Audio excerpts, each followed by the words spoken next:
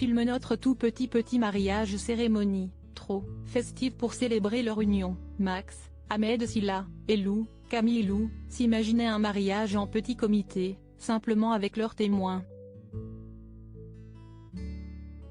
Mais rapidement leur rêve se transforme en cauchemar. La nouvelle circule et le nombre d'invités passe de 2 à 30 puis 300. Leur discrète cérémonie se mue alors en une fête absolument incontrôlable. Une comédie déjantée, sans prise de tête, adaptée à tous les âges. Je suis fan des comédies de mariage car c'est un registre très fédérateur où toutes les générations peuvent trouver leur compte et s'amuser, confie le réalisateur Frédéric Kering. Sans aucun doute la sortie cinéma familiale de la semaine.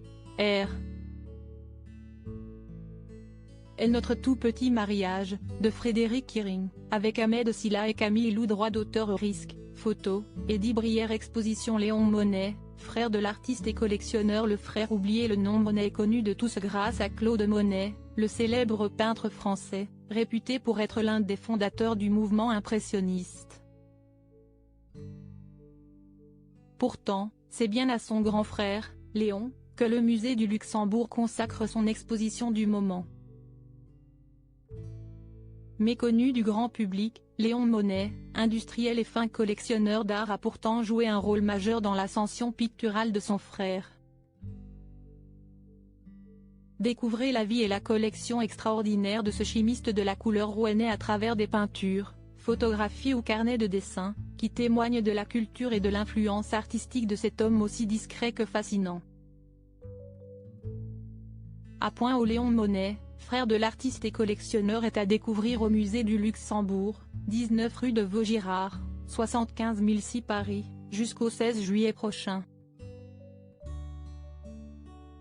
Droit d'auteur Claude Monet, 1840-1926, portrait de Léon Monet, détail, 1874, copyright, collection particulière Tintin. L'aventure immersive au cœur de son univers après un premier passage couronné d'un franc succès à l'hiver 2022, Tintin. L'aventure immersive signe son retour dans la capitale à l'Atelier des Lumières. Venez vous plonger dans l'univers fabuleux de cette BD emblématique inscrit dans la culture populaire depuis près de 100 ans. Aux côtés du capitaine Haddock, du professeur Tournesol ou encore des Dupont, revivez en intégralité les histoires et les odyssées de ce célèbre reporter à la houppette. Une exposition esthétique haute en couleurs et divertissante. Une belle réussite. R.L. Tintin, l'aventure immersive jusqu'au 7 mai à l'Atelier des Lumières, 38 rue Saint-Maur, 75 011 Paris. Droit d'auteur copyright, R.G. Tintin Imaginatio, 2023. Livre. La mariée portait des bottes jaunes et la vérité finit toujours par éclater sans surprise. Ce nouveau roman de Catherine Pancol se dévore d'une traite.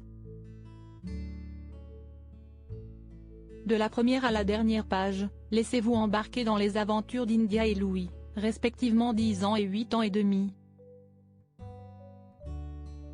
Abandonnés par leur mère devant le château de Berléac, les deux pauvres enfants, isolés, apprennent les codes d'une dynastie bordelaise à la tête d'un des plus beaux vignobles de Grave. Accueillis avec réticence et méfiance, l'arrivée des deux protagonistes va faire ressurgir les secrets et rancunes jusque-là bien gardés. Une entrée explosive. R.L. La mariée portait des bottes jaunes, Albin Michel, de Catherine Pancol. Droit d'auteur Lionel Urman. Panoramique Théâtre. Oublie-moi une pluie de récompenses. La dernière pièce de Thierry Lopez et Marie-Julie Beaup était à l'honneur de la 34e cérémonie des Molières. Couronnée à 4 reprises lors de cette soirée du 24 avril dernier, l'adaptation Dinosaur Road de Matthew Seeger nous raconte avec une sensibilité bouleversante l'histoire d'amour parfaite qui lie Arthur et Jeanne, mise à l'épreuve par la cruauté de la maladie d'Alzheimer. Une ode à l'amour magnifiée par le jeu d'acteurs de Thierry Lopez et Marie-Julie Beaup, qui nous embarque, dès l'ouverture du rideau, dans un torrent d'émotions.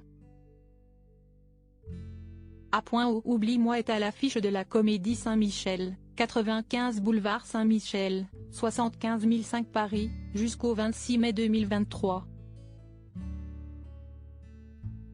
Droit d'auteur copyright, Frédéric. Tous les textes par Romain Lanoval et Antoine Orsoni. Crédit photo, copyright, François Lefebvre.